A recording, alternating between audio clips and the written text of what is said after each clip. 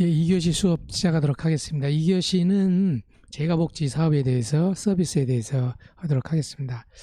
실은 이제 사회복지 흐름 자체가 시설복지에서 집에서 서비스를 받는 지역사회 커뮤니티 케어 중심으로, 지역사회 중심으로 서비스의 흐름이 이렇게 흘러가고 있는데요. 그런 재가복지의 역사가 어떤 식으로 되어 있고, 어떤 데 재가복지가 우선순위를 두고 흘러가야 되는지에 대해서 같이 공부를 해보도록 하겠습니다.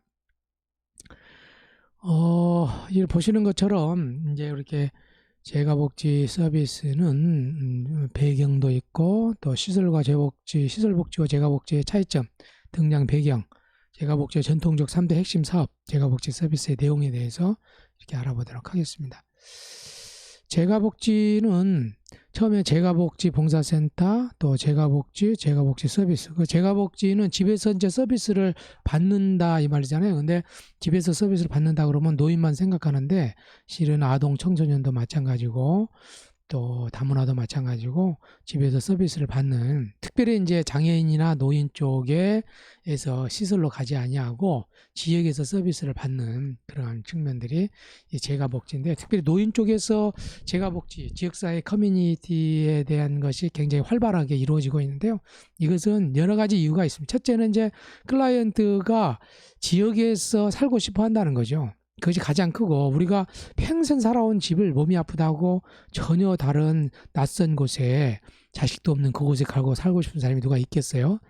그런데 이제 첫 번째는 이제 대상자들이 지역에 자기 집에서 살고 싶다는 거 하나고요. 두 번째로는 정부적 차원에서도 시설로 입소해서 보호하는 것보다는 집에서 보호하는 것이 예산 측면에서 상당한 전략이 된다. 주로 시설로 입소하면 장기 노인 요양보험에 의해 가지고 한 120, 130만 원 이상의 돈을 지급을 하게 돼 있어요.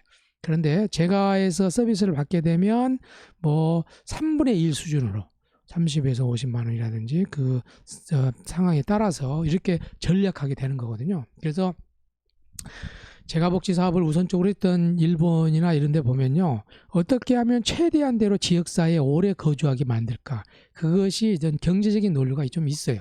근데 그것도 클라이언트의 어떤 욕구와 맞물린 거죠. 그런 측면들이 있다는 거 여러분들이 이해하시면 되겠고요. 그래서 재가복지 봉사센터는 지역사회에서 일정한 시설과 전문 인력 및 자원봉사를 갖추고 필요한 재가복지 서비스를 제공하는 사회복지시설. 재가복지, 재가를 중심으로 통원으로 또는 집에서 서비스를 제공받는 거.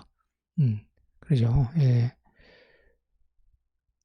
그 다음에 재가복지 서비스. 도움이 필요한 사람이 가정에서 도움을 받을 수 있도록 하는 것. 가족이 약화된 부분을 보완하는 보충적인 서비스다. 집에 서비스를 받고, 또는 집에서 있으면서 왔다 갔다 하면 서비스를 받는다든지, 지역시 사회에서 일정한, 그러니까 재가복지 봉사센터는 지역의 시설이 아니고 지역에다가 시설을 만들어 놓고 거기 왔다 갔다 하고 저녁엔 낮에는 여기 왔다가 저녁엔 집에 가는 거죠. 재가복지센터는. 제가 통원한다는 게 좀 비슷비슷한데 한번 참조하시면 되겠고요. 제도화의 과정을 보면요, 사회복지관 설치 운영 규정 내 재가복지 서비스 프로그램 규정이 1989년도 됐는데요. 그래서 사회복지관 내에 재가복지 봉사센터라는 것이 다 있었어요. 그것이 요즘에는 이제 차츰 복지관을 떠나서 지역에서도 뭐 재가노인복지센터라든지 이런 식으로도 나왔거든요. 그래서 재가복지센터가 설치 운영 지침이 마련됐고, 요양보호사 제도가 제도화되면서 재가노인복지, 재가복지센터 이것이 활성화돼서 노인복에 아주 집중적으로 이러한 재가노인복지센터가 설립이 됐다. 자, 재가복지 서비스는 전문적 재가 서비스, 의료나 간호, 재활 상담, 재가 서비스는 가사, 신변 원조, 정서 안정 서비스, 예방적 재배 서비스로 요보호 대상자나 일반 주민 대상, 건강교육, 조기검진, 식생활 및 주생활 개선, 장애인 발생 예방 이런 부분들. 또 복지 증진 서비스로 아동, 장애인, 노인의 사회 참여 활동 촉진, 여가 활동 지원 이런 부분들로 있다는 거 참조하시면 되겠습니다. 자, 재가복지 서비스는 다음과 같은 원칙이 있습니다. 효과적인 원칙. 서비스가 클라이언트의 요구에 알맞게 대처해야 된다. 그래서 클라이언트의 요구에 따라서 서비스를 제공하는 것이 중요합니다. 그래서 첫째는 클라이언트가 어떤 경제적인 욕구가 있는지, 아니면 어떤 정서적인 욕구가 있는지, 내지는 어떤 신체적 욕구가 있는지에 따라서 거기에 따라서 적절하게 서비스를 제공하는 그러한 어떤 그 욕구 중심의 서비스를 제공한다는 거, 효율성, 자원을 유효적절하게 이용하도록 해야 된다는 거, 그다음에 공평성, 필요한 사람에게 서비스가 적절히 전달되도록 해야 되고, 접근성, 서비스를 언제라도 가까이서 손쉽게 이용할 수 있도록 해야 되고, 권리성, 이용자가 선택할 수 있는 권리가 보장돼야 되고, 소비자의 주권이 확립이 돼야 된다. 이 마지막까지 굉장히 중요해요. 이용자가 선택할 수 있는 권리, 소비자의 주권, 이것이 요즘에 화두거든요. 그래서 제가 시민참여 활동을 해보니까 요즘에 학교 자치 이런 거 많이 이야기하거든요. 학교 자치에서 선생님 자치, 그 교직원, 그 다음에 이제 학생 자치, 학부모 자치 이런데, 지금 내가 원하는 것을 내가 선택하고 내가 원하는 것을 내가 원하는 방식으로 선택해서 가는 거예요. 뭔가 주도적으로 갈 수 있도록 하는 건데, 사회복지가 요즘에 그렇게 가고 있습니다. 그래서 옛날에는 사회복지기관이 서비스를 만들어가지고 클라이언트를 제공했다 그러면, 이제는 사회복지기관이 하나의 가게처럼, 사회복지기관이 가게처럼 서비스를 만들어 놓고 클라이언트 어르신들이 선택해서 가요. 지금 그렇잖아요. 선택해서 가거든요. 노인뿐만 아니라 앞으로 장애인이라든지 모든 서비스가 이제는 클라이언트가 선택해서 갈 수 있도록 해야 돼요. 그래서 서비스 경쟁이 아주 치열해지는 거죠, 요즘에. 이런 측면이 굉장히 중요한 측면이 있다는 거 여러분들이 이해하시면 되시겠고요. 그 다음 화폐적 욕구와 비화폐적 욕구, 그래서 서비스를 주는 데 있어서 우리가 뭐 이게 이제 비화폐적인 부분들도 있고 비화폐적인 부분들도 이제 제공이 되기도 하고요. 예, 뭐 가족, 성원, 성호 간의 연대로 일상적인 모든 면을 충족하는 욕구, 사회적 가족 구성원의 유무에 관계없이 사회적 지원 체계의 갈등 해결책을 강구하는. 그래서 이제 직접적인 서비스라는 것이 실은 현물이나 현금도 중요하겠지만은 보완적으로 가족 구성원이 해야 될 일들을 보완한다든지, 그 다음에 사회 구성원으로서 꼭 해야 될 부분들, 이런 부분들에 대해서 서비스를 이런 부분을 같이 고려해서 줘야 된다. 자, 시설복지와 재가복지, 탈시설화의 논쟁, 시설복지에 대한 비판론이 제기되면서 시설의 서비스가 개선이 되었고, 그 다음에 사회복지 시설과 탈시설화 정책의 상호 보완이 필요하다. 그 초창기 때요, 이 재가복지가 굉장히 중요하지만요, 재가해서 도저히 할 수 없는 부분이 있어요. 그래서 어르신이 집에서 계속 있고 싶지만 도저히 누가 24시간 돌봐야 된다, 이런 경우는 시설로 가는 게 좋아요. 왜냐하면 시설 안에서는 여러 인력들이 그 시설 안에서 돌보기 때문에 서비스도 좋고, 그 다음에 편안하고 안전한 그런 것이 있거든요. 그래서 재가복지가 중요하지만 시설복지도 꼭 필요하다. 그래서 시설복지와 재가복지가 균형 있게 발전돼야 되는데, 저희 나라가 지금 이제 저희가 이제 일본이나 미국의 선진국 사례들을 계속 가져왔잖아요. 그래서 미국이나 영국 같은 경우가 오랜 시행착오를 시설복지를 하다가 재가복지로 갔어요. 그래서 충분하게 시설복지를 한 다음에 갔는데, 저희 나라는 급격하게 사회복지 시설이 발전하다 보니까 충분한 시설복지가 되지 않는 상태에서 재가복지로 가버렸어요. 그러니까 시설에 대한 투자도 적어지고 재가복지 서비스도 좀 미미한 부분이 있는 거죠. 그래서 시설에 대한 복지도 최대한대로 하면서 재가복지도 확장시키는 방향으로 가야 된다. 이런 것들을 좀, 그래서 요즘에는 할 수만 있으면 탈시설화 된다. 그러니까 이제 시설이라는 것은 내가 우리 집에 조금 더 큰 집이라고 생각하면 되거든요. 그래서 뭔가 시설을 멀리 공기 좋고 물 좋은 어떤 외딴 것이 아니고, 우리가 살고 있는 이 지역사회 안에서 그 안에서 지역과 주민과 어울려 살아갈 수 있도록 해주는 것이 가장 좋은. 그래서 우리나라가 요즘 이제 요양보호가 우리 지역에 많이 있지만 집값 떨어진다고 아파트 요양보호사 들어오면은 막 요양보호 기관 들어오면 반대를 하잖아요. 근데 제 생각에는 운영에 어려움이 없다고 그러면 소규모의 노인 요양사들이 많고 평소 자기가 살고 있는 가까운 지역의 요양원에 운영하도록 해야 된다.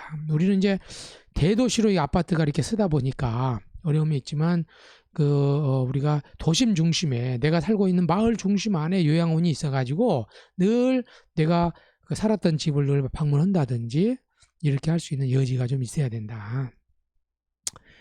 그 다음에, 그래서 이제 이런 측면이 있고, 그래서 생활시설과 시설병은 생활시설에서 장기적으로 생활하면서 습관화된 문화, 인내력이 결여되고 명확한 사교 기술이 부족하고 감사의 표현이 부족하고 충동성향, 감정적 행동 표현. 그래서 시설에서 모든 것을 하다 보면요, 이렇게 시설병들이 많이 좀 생기는 경향이 있는데, 그래서 철저하게 클라이언트의 자기결정권을 존중해주면서 주체적으로 살아갈 수 있도록 만들어주는 그 어떤 그 시설의 어떤 활동들도 필요하다. 그리고요, 그 시설복지와 재가복지, 그 생활시설의 시설병, 생활시설에 정기적으로 생활하면서 습관되는 문화, 가정보다는 시설에서, 사립시설보다는 공립시설에서 더 많이 생기기도 하고요. 시설병의 현상을 예방하기 위해서는 재가복지 서비스를 집중적으로 증가시키는 것이 굉장히 중요한 측면이 있다는 걸 좀 아시면 좋겠고요. 생활시설의 사유화 과정을 보면요, 폐쇄성의 지향 단계, 소극적 개방 단계, 상호 협조 단계, 이념적으로 의식적인 단계, 이런 식으로 해서 생활시설에 옛날에는 보육원이나 이런 데 같은 경우는요, 굉장히 들어가기가 쉽지가 않았잖아요. 아이가 집 그까지 들어가기도 쉽지도 않고, 하여튼 아이들이 밖에 나가고 싶지 않았어요. 근데 요즘에 굉장히 많이 개방이 됐어요. 그래서 보육원 아이들도요, 보육시설 아이들도, 양육시설 아이들도 일반 집에 가서 놀다 올 수 있어요. 허락을 받고. 그래서 이제 목포 같은 데 하는 것은 지역아동센터를 시설 안에 만들어가지고 지역에 있는 애가 아동시설에 와가지고 공부를 해요. 그 어떤 아이들은 시설이 너무 좋으니까 자기는 여기 보육원에 와서 살면 안 되냐고 그렇게 이야기할 정도라고 그러더라고요. 그래서 요즘에는 시설이 사유화되고 조금 더 지역의 주민과 같이 더불어서 그 문을 열고 하는 추세로 가고 있다는 것들을 이해하시면 좋을 것 같아요. 재가복지의 등장 배경을 보면 시설복지에 대한 비판, 시설병이라든지 시설 개선을 위한 탈시설 이론이 등장하게 됐고, 가족 부양에 대한 사회적 변화가 생기면서 다양한 복지시설에서 책임감을 갖고 부양 부담을 해야 될 필요가 생겼다. 정부 예산의 한계로 시설 입소에 대한 비용이 증가하고 사회통합과 정성화 이념이 증가했다. 아까 이야기했죠. 시설 입소를 하게 되면 비용이 많이 든다고, 그런 것도. 그 다음에 이제 사회통합과 정성화 이념. 사회통합이라는 것은 실은 사람이라는 것은요, 사람의 행복감이라는 것은 더불어 살 때 행복한 감이더래요. 내가 아무리 사람의 두려움 중에 하나가 메슬로의 욕구 이론에서 소속감, 사랑과 소속감의 욕구가 있거든요. 그러니까 부모님들이 가족의 소속에서 떨어지고 자기가 살고 있는 마을에서 떨어져서 산다는 것이 굉장히 두려움이 되는 거거든요. 그래서 뭔가 이렇게 내가 살고 있는 지역과 같이 어울려서 살아야 되는 그것이 인간의 행복감이 중요하다. 이 사회통합의 중요한 측면이고요. 정상화 이념. 우리가 정상적인 사회라는 것은요, 일정 부분 노인도 있고 장애인도 있고 일정 부분 어려운 사람도 우리 사회가 섞여 있는 것이 정상적인 사회예요. 어느 사회를 갔더니요, 그 사회가 전부 다 젊은 사람만 있어요. 어떤 사회를 갔더니 전부 다 노인만 있어요. 어떤 사회를 갔더니 전부 다 아동만 있어요. 정상적인 사회가 아니거든요. 그러므로 우리 사회에 장애인이나 노인이나 또 어려움을 겪고 있는 사람은 우리가 살고 있는 이 지역사회에서 같이 더불어서 어떻게 하면 살아갈 것인가, 통합해서 살아갈 것인가, 그것이 이 정상적인 삶이라는 거죠. 그것이 우리가 좀 추구해야 될 그 이념으로 인해 가지고 바로 생긴 것이었다 하는 것을 여러분들이 이해를 하시면 좋을 것 같습니다. 재가복지 서비스의 유의점은요, 이용자 욕구에 대한 재가 서비스의 적절성을 늘 고려를 해야 되고, 서비스 내용의 발전과 장래성이 있는지, 또 주민의 자발적 참여 조직화 활동들을 해볼 필요가 있고, 운영 주체에 대한 분석, 대상자 범위, 프로그램이 달라지기 때문에 운영 조직의 구성, 조직 과정, 주민 참여, 이용자들 참여들을 고려해야 되고, 공공기관 및 민간단체 간의 협력을 통해서 공공기관과 민간단체 간의 책임의 한계를 분명히 해야 하며, 공공기관과 민간기관이 공동으로 대처하는 이런 측면들도 우리가 고려해야 됐다. 2008년 7월 노인 장기요양보험제가 실시되면서 본격적인 재가복지가 실시가 됐거든요. 기존의 노인 재가복지 시설로 되어 있던 가정봉사원 파견시설, 주간보호시설, 단기부설의 명칭이 이렇게 이제 생기게 되었고, 방문요양 서비스, 방문목욕 서비스, 주야간 보호 서비스, 단기 보호 서비스 등 재가복지 시설 명칭을 통일하고 서비스 종류도 구분하는 것이 것으로 변경이 되었다. 다양하게 생겨된 거죠. 자, 재가복지의 전통적 3대 혁신사업, 주간보호사업, 여보 노인의 증가에 효율적으로 대처하고 보호 제공의 수고와 노력을 감소하는, 동년배와 교류 및 접촉이 증가하고 고립을 예방하고 심신의 기능을 유지하는, 그러니까 이제 탁노소죠. 요즘에 이제 제가 알고 있는 원장님도 지금 주간보호센터를 만들어 가지고 한 70명 정도 이렇게 입소할 수 있는, 그 제가 가르쳤던 제자가 지금 광산구 쪽에 하고 있는데 어마어마하게 규모를 크게 하시더라고요. 주간보호 사업이 굉장히 요즘에 광주에서는 엄청나게 큰 사업이에요. 근데 이제는 주간보호 사업도 굉장히 많이 차지를 했다고 그러더라고요. 자, 단기보호 사업, 부양 의무자가 병이나 여행 또는 개인적인 일로 보호를 할 수 없을 때 단기적으로 보호하는 것도 사이다. 그다음에 가정봉사원과 요양보호사가 파견 사업, 여러 가지 도움이 필요한 노인, 장애인, 아동의 가정에 가정봉사원을 파견하여 다양한 재가복 서비스를 제공하는 사업. 1987년 한국노인복지에서 처음 시작했고 서울 가정도우미 사업으로 시작해서 요양보호사 파견 사업으로 이렇게 제도화되는 그런 과정을 거치게 됐습니다. 이 재가복지 서비스의 구성 요건을 보면요, 재가복 서비스는 운영주체가 정부기관이나 사회복지법인 또는 주택공사 협동조합 기업이 될 수도 있고요. 전문인력 유족가정봉사원, 요즘 요양보호사로 사회복지사, 물론 상호조정과 역할, 기타 전문가가 하고, 정부 보조금, 노인 장기요양보험 제도에서 정부 보조금은 옛날부터 노인 장기요양보험 2008년 이전에 수립했던 기관에서는요 정부 보조로 운영하고 있고, 그 이후에는 노인 장기요양보험 제도에서 건강보험공단에서 예산을 받아서 운영을 합니다. 종류는 방문간호, 가사원조, 식사 제공 서비스, 밑반찬, 도시락 배달, 목욕 서비스, 세탁 서비스 등등 이런 서비스를 실시를 하고 있다. 재가노인복지 서비스는 노인복지법 제38조 재가노인복시설 등 동법 시행규칙 제29조 2 재가노인복 서비스에 근거하여 2010년부터 시행이 됐고, 재가노인에게 노인생활 및 신상에 관한 상담을 제공하고 재가노인 및 가족 등 보호자를 교육하며 각종 편의를 제공하여 지역사회 안에서 건전하고 안정된 노후를 영원하도록 했다. 장기요양급여 수급자 플러스 비수급자 중 혼자서 일상생활이 어려운 노인, 긴급지원이 필요한 노인이 대상이고요. 주요 서비스는 예방적 사업, 직접 서비스, 사회 안전망 구축 사업, 간접 서비스, 긴급 지원 서비스 이런 식으로 구축이 되어 있다. 적극적 재가복지 서비스 활동, 예방적인 재가복지 서비스 프로그램을 병행하는 역할, 적극적인 재가복지 서비스 추진 역할, 이용자 발굴 및 활동 참여, 또 재가복지봉사센터의 사회봉사 인력을 개발, 훈련, 업무 배정, 사후 관리하는 역할, 지역사회 내에서 후원자를 개발, 관리하여 재가복지 서비스 대상자에 연계시키는 역할 등등. 재가복지센터의 업무 내용을 지역사회 내에 홍보하는 것, 재가복지 서비스 대상자들의 자립을 위한 훈련과 자조그룹을 조직하는 것, 재가복지봉사센터 업무의 비용 편익이나 비용 효과를 분석하여 평가하는 역할, 이런 것들. 그래서 그 재가복지 사업이 요즘 지역사회 커뮤니티, 지역사회 통합 돌봄 이런 것들이 가장 핫한 이슈예요. 통합 돌봄. 지역사회에서 어떻게 통합을 돌봄을 할 것인가. 그래서 집에 있는 대상자들을 어떻게 돌봐줄 것인가로 최대한 노력하고 있다. 그래서 옛날에는 지역사회 돌봄, 주간보호센터 이것이 그냥 그런 사회복지 그 요양보호 기관에서도 다 했거든요. 요양보호 시설에서도.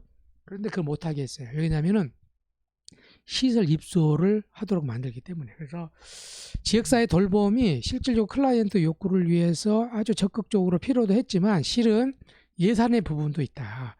최대한대로 지역사회 돌봄을 잘해가지고 클라이언트가 지역사회에 오래 머물도록 하는 것, 그것이 중요한 어떤 정책적 목표 중에 하나고, 그 다음에 클라이언트가 지역사회 안에서 통합해서 잘 살 수 있도록 만드는 인간의 어떤 존엄을 지키면서 마지막 삶을 잘 가도록 하는데 이 재가복지의 의미가 있다는 거, 그런 측면들을 잘 여러분들이 이해하시면 좋겠습니다. 이 시간에 앞 시간에 종합사회복지관 또 재가복지센터 지역사회 중심으로 하고 있는 내용들에 대해서 여러분께 말씀을 드렸습니다. 여러분 수고 많으셨습니다.